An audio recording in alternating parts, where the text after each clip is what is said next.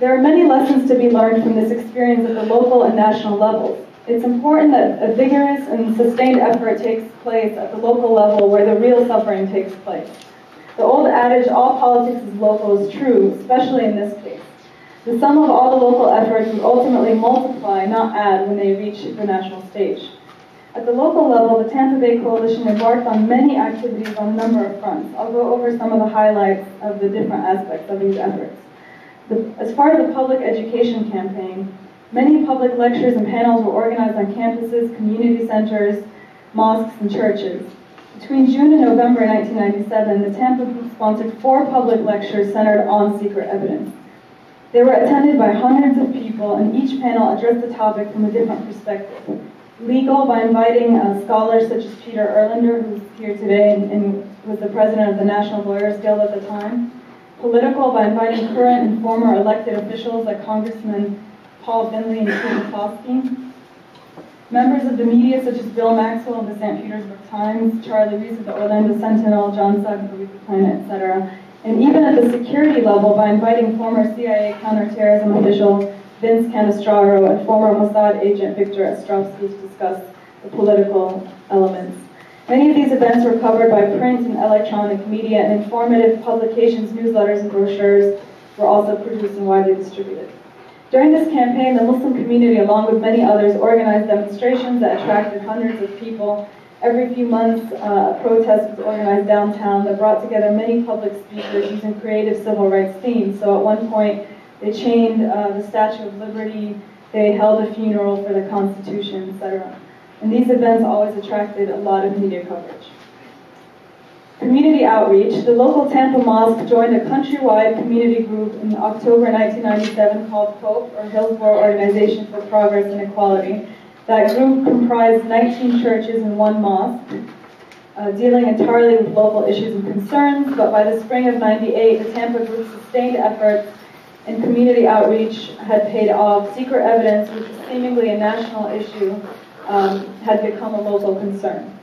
So HOPE then requested a meeting with Attorney General Janet Reno and subsequently sent a delegation of 14 people that included many pastors and local leaders, as well as David Cole and my mother, Laila Al-Arian, and the coalition's national coordinator at the time, Kit Gage.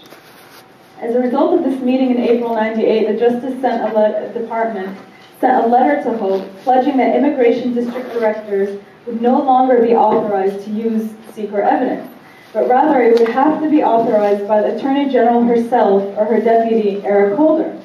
So as a result, there were no more uses of secret evidence. There were absolutely no new cases after that.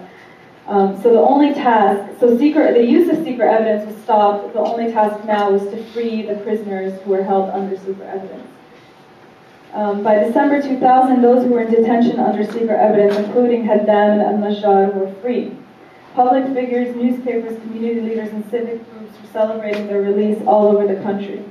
Other efforts of engaging traditional civil rights organizations also ensued, and my father had joined the local ACLU and was elected to its board. After that, secret evidence was always on the group's agenda at every meeting.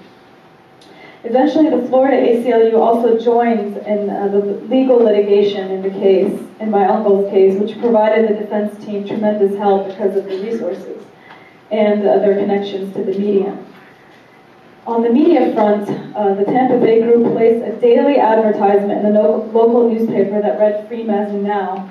It also included a counter giving the number of days he was in detention. So this ran every single day. On Sunday, there's a larger ad with a picture of him and his daughters explaining what the use of secret evidence was. And on certain occasions, there were full-page ads saying day 100 and comparing it to the Iran hostage crisis, which immediately grabbed people's attention.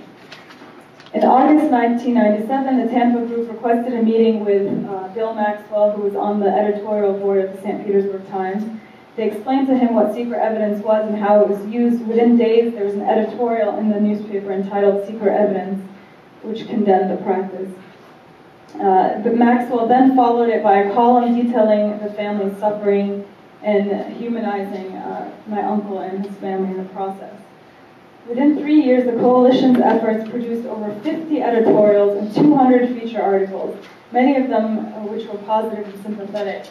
In newspapers like the St. Pete Times, Miami Herald, Orlando Sentinel, Washington Post, New York Times, etc.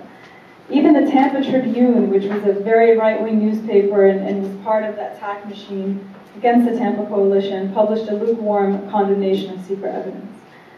And it was so successful that people like Anthony Lewis, nationally syndicated columnists, even condemned the practice. 2 documentaries were also produced about my uncle, including a professionally produced film called Uncivil Liberties, which was shown on local public access stations in the Tampa Bay area dozens of times. The film was also screened in many cities across the country to mobilize people against secret evidence. As far as the legal campaign, one of the national coalition's first tasks was to establish a legal committee that brought all the lawyers together on the different secret evidence cases. They shared briefs and strategies, discussed different tactics used by the government and how they could confront them, since many aspects of the cases were so similar. And slowly but surely, they started winning the cases legally with a negative public stigma of secret evidence and its condemnation in society at large. The victims started to be released one by one. My uncle Mazen was the last one to be freed on December 15, 2000, thanks to the efforts of his defense team, which included Professor Cole, who was at the center of many of the cases. They won first in federal court by getting the federal court to reopen the case, then by an immigration court and the Court of Appeals. Slowly but surely, secret evidence had become a series of legal defeats for the government, which then abandoned it completely. But since it was still on the books, the coalition had to work to ban the use of secret evidence completely, which takes us to the political campaign. After the initial success of the public and media campaigns, it became clear that a national political movement to ban the use of secret evidence had to be waged. After careful study of political figures, a meeting with David Bonnier, who was the House Democratic Whip at the time, was arranged in his district in Michigan in November 1998. After my father explained to him the constitutional challenges of secret evidence and its impact on families nationwide, he was immediately on board. By January 1999, Bonnier visited my uncle in prison. I mean, imagine a congressman visiting one of these Muslim prisoners now. It just seems like the political climate is so different, but that's how it was then. Allowing my uncle to have his first contact visit with his family in 2 years. Later that day, Bonnier met with over 400 people in the mosques, Muslims, Christians, Jews, community members, in which he promised action. He even took a letter from my young cousin about her father's plight, and then eventually personally delivered that letter to President Clinton.